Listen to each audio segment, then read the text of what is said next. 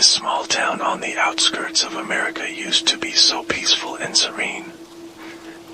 Far from the hustle and bustle of big cities, it offered tranquility to all its residents. Green, shady trees encircled each house, the streets were always quiet, and the gentle breeze would accompany the silent nights. But everything changed after the death of Mr. Hendricks, an old man who lived in the last house at the end of Pinewood Street. Mr. Hendricks was not a friendly man.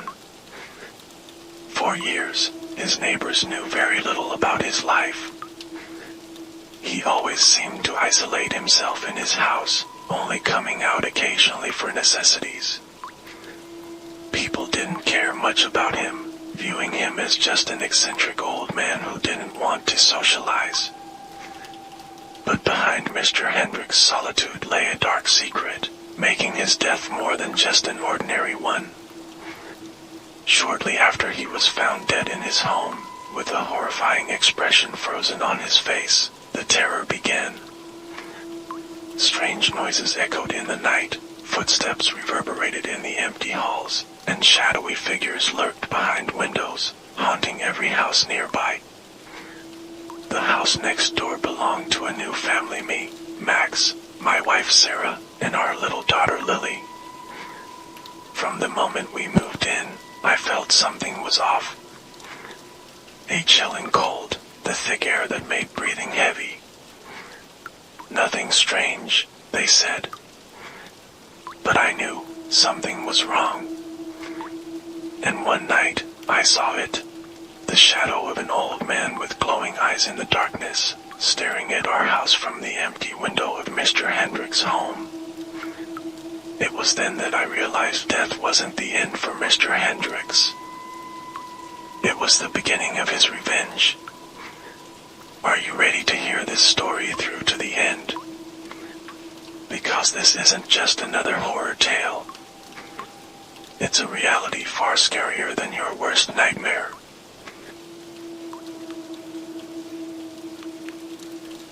Mr. Hendricks' death became the main topic of conversation in the small town for weeks. The old man was found dead in the living room of his house by a mailman who happened to be delivering letters. The police said it was a heart attack, but when his body was moved, an expression of overwhelming terror was etched on his face as if he had seen something horrifying just before he died. However, it wasn't just his death that fueled rumors around town. Mr. Hendricks was known as a reclusive figure who rarely interacted with his neighbors. His old house always seemed sealed shut, with thick curtains blocking any view from outside. Some townspeople said they often heard strange noises from inside the house at night, creaking wood, heavy footsteps, and rustling sounds, like someone dragging something across the floor. But no one was brave enough to investigate further. I, Max, had just moved with my family to this small town. The house we occupied was right next to Mr. Hendricks' home. At first, I didn't think much of his death. After all, it was a common occurrence for someone his age. But something changed the night he died. That evening, I was sitting in the living room, reading the newspaper. Sarah and Lily were already asleep in their rooms. Suddenly, a rustling sound came from outside. It sounded like someone walking through dry leaves in the yard next door. At first, I ignored it, thinking it was just the wind or perhaps a wild animal wandering the night. But the sound grew louder. Footsteps. Slow, heavy, and dragging, like someone struggling to walk. I turned toward the window facing Mr. Hendricks' house. My heart pounded when I saw a shadow standing in the backyard. I couldn't see the face clearly, but I knew who it was. The frail figure, the way he stood. It was Mr. Hendricks. But how? He was already dead. I felt something was terribly wrong. Yet before I could do anything, the shadow slowly moved toward the back door of his house and vanished. The door, which should have been locked, creaked open slightly, as if inviting someone inside. I froze, my heart racing, and my throat dry. The urge to approach the house haunted my thoughts, but an inexplicable fear held me back. What had I just seen? Was it just my imagination? Or had Mr. Hendricks truly returned from the dead? The next day, I told Sarah about the incident, but she just chuckled. "You're too tired, Max. It's just your imagination," she said, trying to reassure me that it was all in my head. But my anxiety only grew stronger. I knew there was more to this than just my imagination. And that feeling became more real when the strange noises started to occur more frequently at night. The sound of heavy footsteps, the creaking of wood, as if someone was walking across the old floors of Mr. Hendricks' house. Sometimes, there were soft knocks on our window in the middle of the night, but every time I checked, no one was there. Mr. Hendricks was dead. That was a fact. But why did it feel like he was still here, lurking in the shadows, waiting for something, or someone?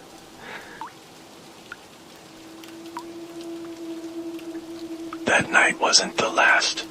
As time passed, sightings of Mr. Hendricks became more frequent. Whenever I was in the backyard, I felt like I was being watched. A strange feeling, as if invisible eyes were following my every move. One night, about a week after the first incident, I woke up from sleep to the sound of footsteps outside the bedroom window. Cautiously, I got up and opened the curtain slightly. What I saw made my skin crawl. In Mr. Hendricks' yard, the figure was standing again. This time, closer than before. The shadow stood still, not moving. But this time, his eyes, I could see them. A pair of pale eyes glowing in the darkness, staring directly at me. Those eyes seemed to radiate deep hatred, as if he wanted me dead. I quickly backed away, pulling the curtain shut and trying to calm myself. But a cold shiver ran down my spine. I knew I couldn't escape this. The terror that started from the house next door had now entered mine. I didn't know what Mr. Hendricks wanted from me, but I knew one thing: he wouldn't stop until he got it.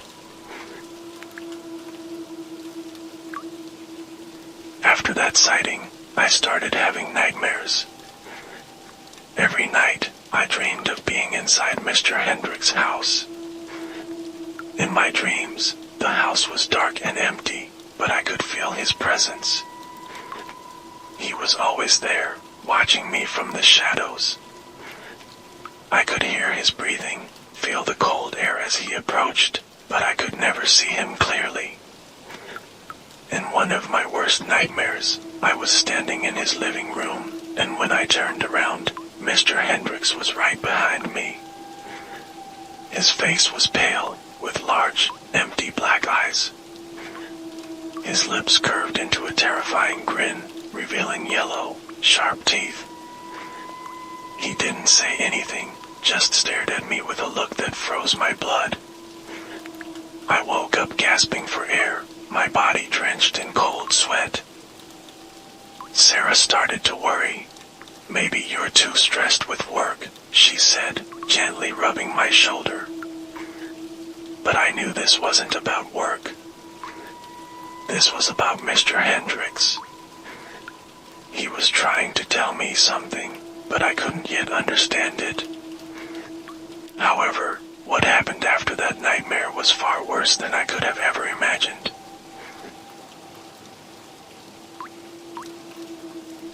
The nightmares I experienced felt more real each night. Every time I woke up, I could sense Mr. Hendricks' presence in the house.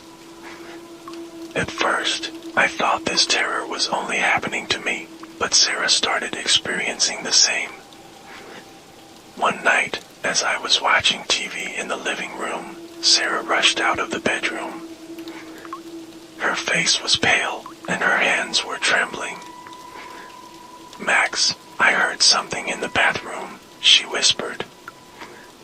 I could see the fear in her eyes. We cautiously walked towards the bathroom.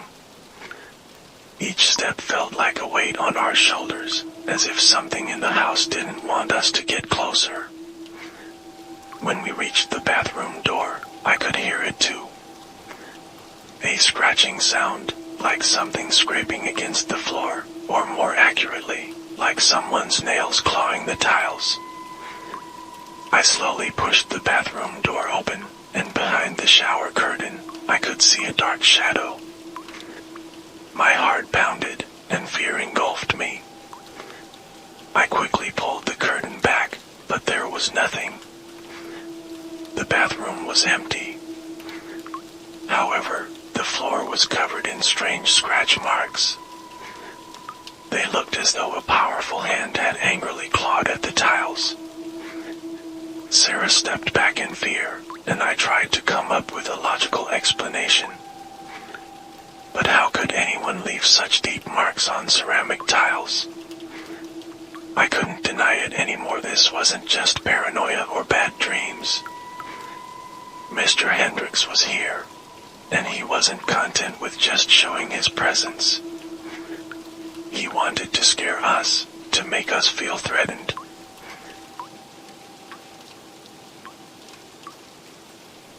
The days passed under a cloud of tension.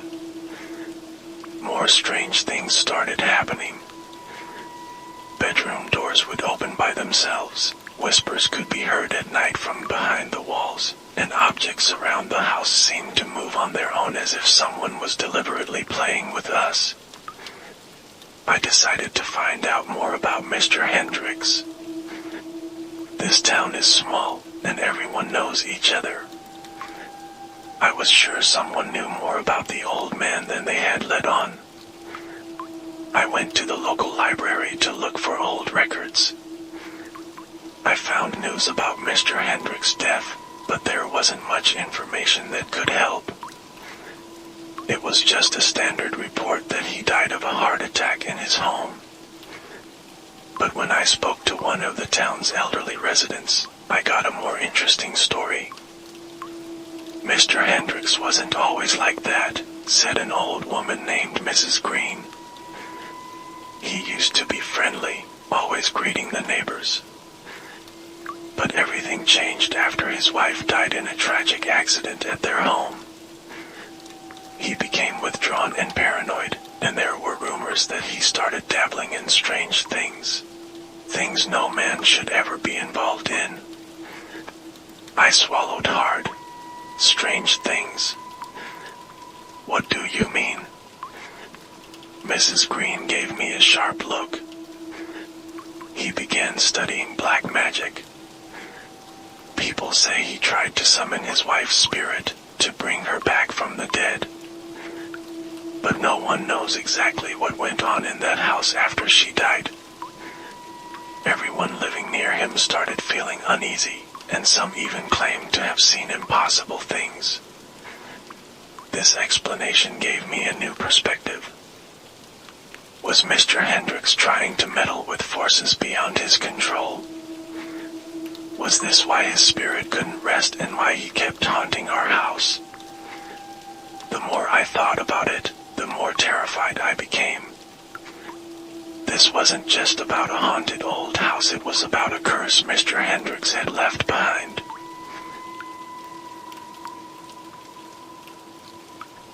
That night, I couldn't sleep. The thought of Mr. Hendricks' curse haunted my mind. The strange noises in the house were getting louder and more real.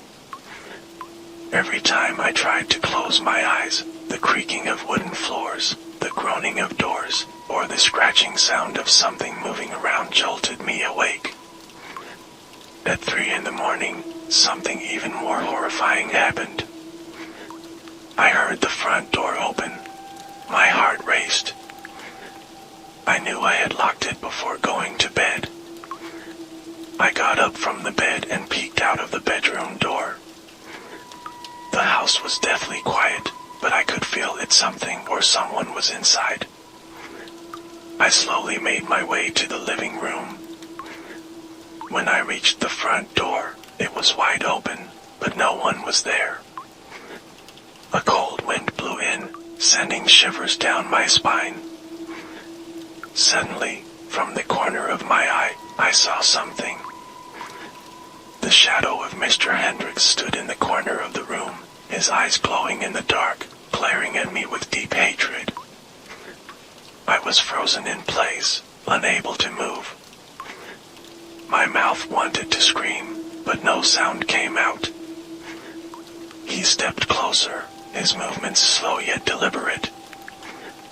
I could hear his heavy breathing right next to me, as though he was just inches away. I don't know where the courage came from, but I finally managed to move. With all my strength, I ran to the bedroom, slammed the door, and locked it. Sarah, startled by the noise, looked at me with confusion and fear. I didn't have time to explain what had happened. All I could feel was Mr. Hendricks' presence outside the door, standing there, waiting.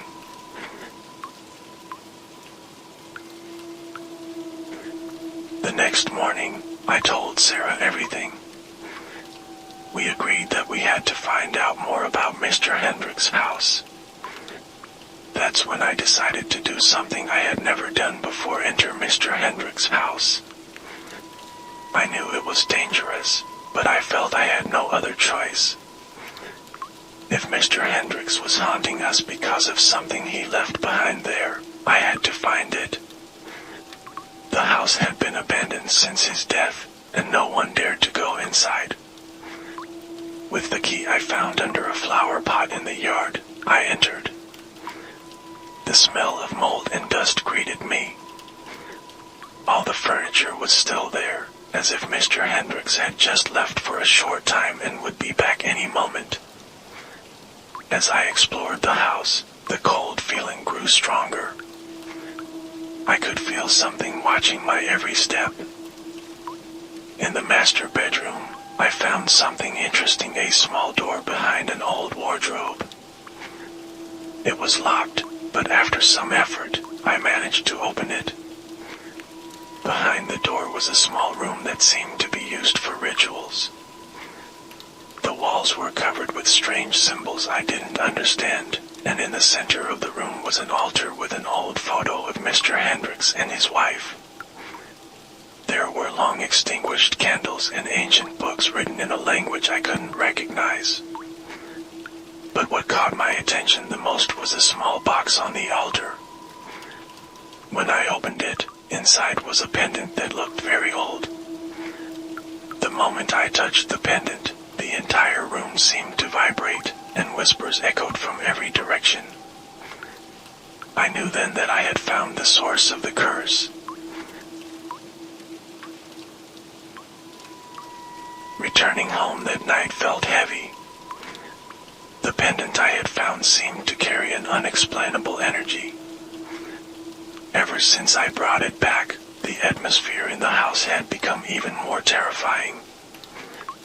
The lights flickered without reason, and the air felt colder, even though it was warm outside. I tried to tell Sarah about what I had found in Mr. Hendricks' house, but before I could explain, something terrifying happened. At 2 in the morning, we heard a loud noise coming from Lily's room. Sarah and I rushed there. The door to Lily's room was open, and inside, Lily was standing facing the wall, her body rigid, and she was speaking in whispers I couldn't understand. I tried to approach her, but an unseen force pushed me back. In that moment, I knew Mr. Hendricks had gone deeper into our home, and now he wanted to possess my daughter.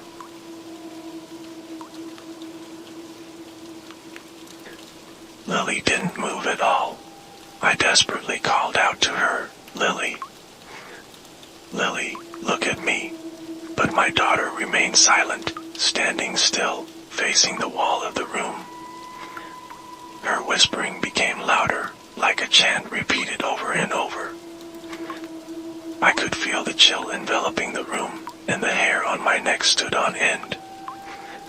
Sarah, who was beside me, sobbed uncontrollably. "Max, what's happening to our child? Please, do something." Without thinking, I grabbed the pendant I had found at Mr. Hendricks' house, hoping for answers. I didn't know how this pendant could be connected to the terror happening, but a strong feeling told me that it held some power tied to Mr. Hendricks' spirit.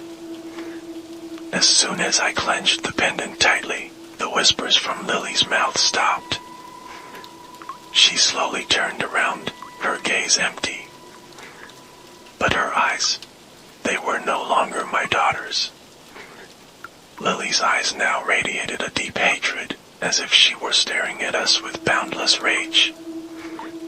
Suddenly, a deep voice came from her mouth, no longer the voice of a small child. "You think you can escape me?" The voice sounded menacing. "I am part of this house. I am part of this town. And nothing can separate us." Sarah collapsed to the floor, unable to bear the immense pressure. I could only stand frozen, feeling helpless in front of the entity that now possessed my daughter. But I knew one thing: Mr. Hendricks didn't just want to scare us. He wanted revenge on this entire town, and my family was just part of his larger plan.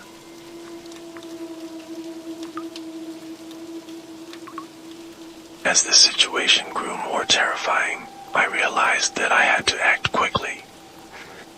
If I didn't, we would all fall victim to Mr. Hendricks' curse.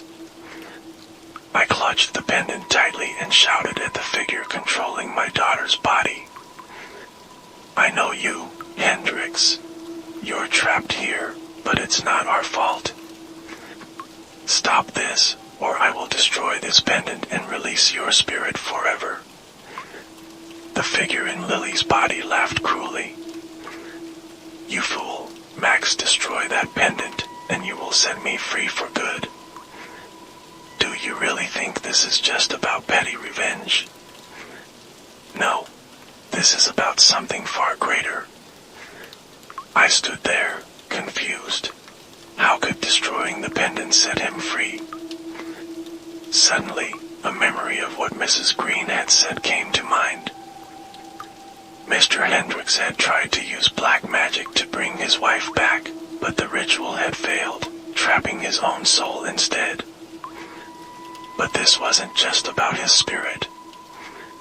Mr. Hendricks had bound himself to something much darker, a force far greater. And now, he wasn't just seeking revenge for his death, but he was trying to gain control of something far more evil, a power that could consume the entire town. I looked at the pendant trembling in my hand. Suddenly, I understood everything. This pendant wasn't a connection to Hendricks' spirit, it was the key to keeping him trapped. If the pendant was destroyed, the barrier holding him to the house and the town would vanish, and he would be free to exact his vengeance in a far more horrific way. "I won't let you escape," I muttered under my breath. Without hesitation, I dashed out of the room, leaving Sarah still frozen on the floor. Sarah tried to stop me, but I knew what I had to do. I had to take the pendant somewhere safe, far from the house, far from this town. I ran towards the old church at the edge of town, a place the locals had always believed to be sacred ground. As I sprinted, Mr. Hendricks' voice, coming from Lily's body, echoed behind me, growing louder and more terrifying. "You can't escape, Max. I will find you. And when I do, your family will suffer more than you can imagine." I arrived at the church, panting heavily. The church was dark, silent, and filled with dust, but I knew this was the only place where I could try to trap Mr. Hendricks forever. In the middle of the church was an ancient stone altar. With firm resolve, I placed the pendant on the altar. I stood still for a moment, trying to calm myself and gather my courage. Suddenly, the church began to tremble, and the air around me grew colder. Mr. Hendricks was closing in. I knew he would arrive at any moment. I grabbed the iron hammer lying near the altar, ready to smash the pendant once and for all. But before I could swing it, the church doors flew open with a deafening crash. Mr. Hendricks' shadow appeared, but this time, it wasn't through Lily's body. He was there, in his true form, filled with hatred and vengeance, a form no longer human. "You think you can stop me?" he hissed in a voice that pierced through the silence. I knew this was the final moment. If I hesitated, we would all die. With all my strength, I swung the hammer toward the pendant. As the hammer struck the pendant, a blinding flash of light erupted. The church was filled with a brilliant glow so intense that I had to close my eyes. Mr. Hendricks' screams echoed, full of anger and fear. The screams continued until, suddenly, everything went silent.